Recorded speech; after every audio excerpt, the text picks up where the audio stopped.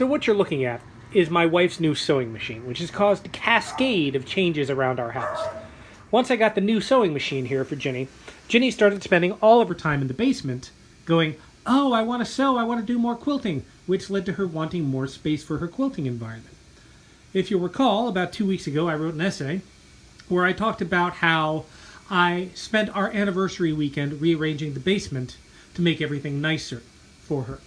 And today, we spent about 3 hours, after spending a couple hours in prep, basically getting all of our art down in the basement. So I thought I would give you a walking tour through this new rearranged basement, along with the art that's actually surprisingly quite meaningful to us. If you go over here, this is where you come into the basement. This is the wall of local Cleveland art. And they're prints. They weren't professionally framed, which bugs me a little bit, but one step at a time. If you look at this right here, this is the Van Gogh Poplars at Saint Remy. I think I'm pronouncing that correctly. It's French. But it is literally my favorite Van Gogh of all time. This print we got directly from the Cleveland Museum of Art, who has it up irregularly. Unfortunately, they seem to take it on and off exhibit. I guess they're loaning it off to other places. But I dig it, and it's literally my favorite Van Gogh of all time, and one of my favorite things about the Cleveland Art Museum. However, my absolutely favorite thing about the Cleveland Art Museum is this painting, Frederick Edwin Church's Twilight in the Wilderness. Getting a print of it is impossible, mainly because if you ever see it in person, the radiant play of colors in it, just the way it shades from yellow to red and then back again, is mind-blowing. I have never seen it captured in a print, but I tried. This isn't a bad print. I'm happy to have it. It's a really good painting, and I really want this in my house. And then over here, ironically, one of the great attractions of Cleveland is the Lakeview Cemetery. The Lakeview Cemetery holds, I think, well over 200,000 bodies, but in the middle of it, there is a church-style chapel which has an authentic large piece of Tiffany glass, and that's what this is. It's huge, it's wonderful, I'm glad we have it. Keeping with the Cleveland theme, if you move over into this slightly dark corner, we've got to get some more lighting in here. What we have here is a shadow box with a limited edition menu, drinks menu, from our favorite place to drink in Cleveland right now, the Velvet Tango Room. We've been going to the Velvet Tango Room for 18 years, to the point where when they came out with a limited edition menu, we said, fuck it, we're buying it. It stayed upstairs for about 10 years because we didn't know what to do with it, but now we have art. And going over here, one over to the left, what you're seeing, one over to the right. I cannot tell which way my things are. Don't ask me to actually do math, for fuck's sake. Anyway, this is a map of Cleveland, Ohio, as done in a Lord of the Rings old-timey antique style, given to us by our friends Kat and Eric Meyer. I'm hoping that this will actually help me remember exactly how Cleveland is laid out, because I look at this and I have no idea how these towns are laid out in response to each other. I just get on Google Maps and I goddamn drive there. Maybe this will tell me what's west and east of each other. In any case, it's pretty cool. Now what we get over here, immediately to the right, this is apparently the right, is our wall of otters and remembrance. If you may notice, I'm called the Ferret. I enjoy ferrets very much. So we have a lot of ferret paintings in the house, which we sort of had nothing to do with for a while. This is a little ferret in an Ariel costume.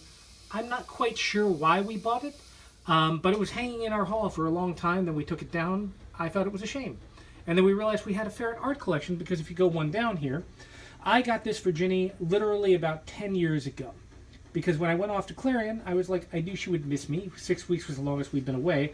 So I had a piece of art basically made for her every week, which would be delivered at the beginning of the week, so she wouldn't miss me too much. So that was lovely, and we kept it, and now this is a wonderful thing we have.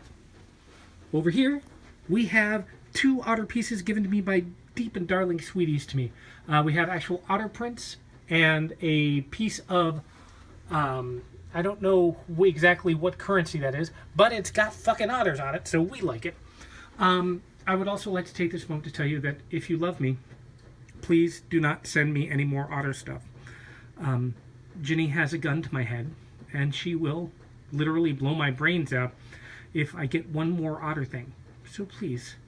I like otters, I do. But I like my life more, and Ginny will make it hell if I get one more trinket in this house that we have to find a place for.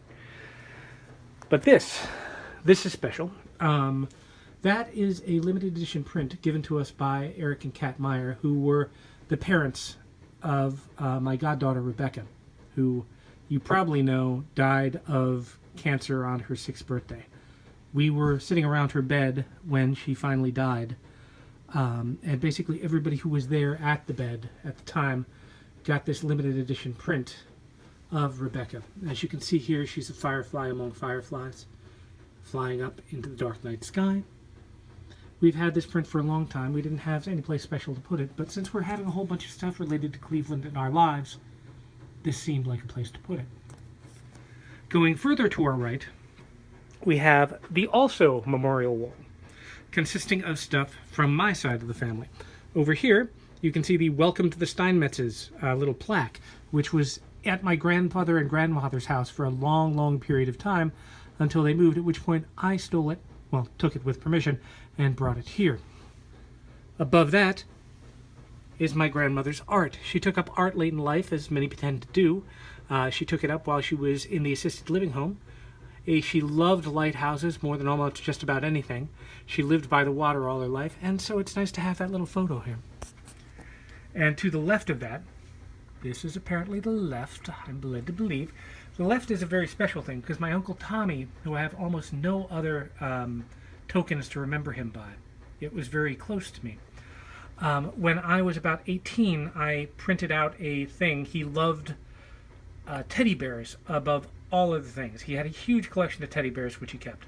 And so this is I believe it was printed out on like a hammer printer, which claims that it is from the official notice from the Secret Bear Society, which makes him an honorary teddy bear. You may notice this is crappy paper. You may notice it's a crappy frame. I gave it to him in a crappy fashion, and yet he treasured it. So, now that he's gone, I keep it here. Going to the back, this is the Alaska area, and this is the sewing area. Right here, this is one of Ginny's quilts. She loves this quilt. It's not my favorite of hers. It's very, very good, but she's got ones that are better. I wish she would hang them up.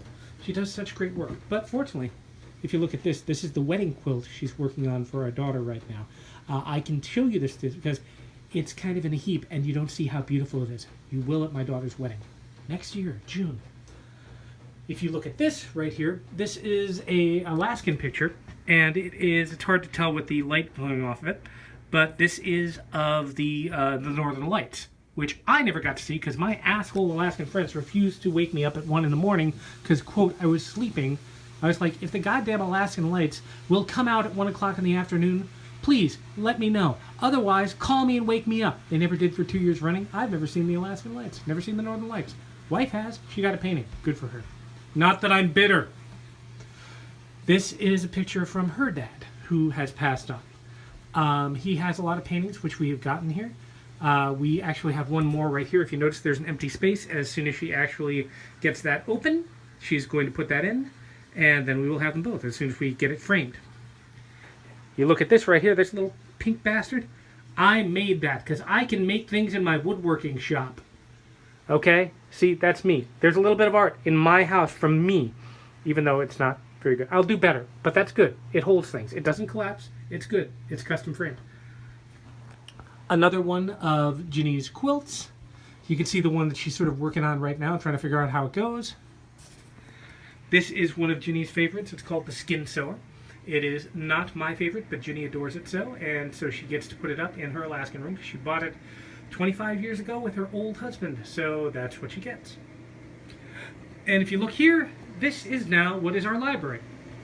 Covered in dog toys, but that's not our fault, that's the dogs. And what you have here is the new basement, which actually looks like a place that people actually live. Before this, I will say that we had a basement, we certainly did things with it, but it looked kind of like a dumping ground for all of our other stuff, which it was. This is a lovely space where I come down and do a lot of my writing. If you like my novels, a lot of them have been written right on that chair right there.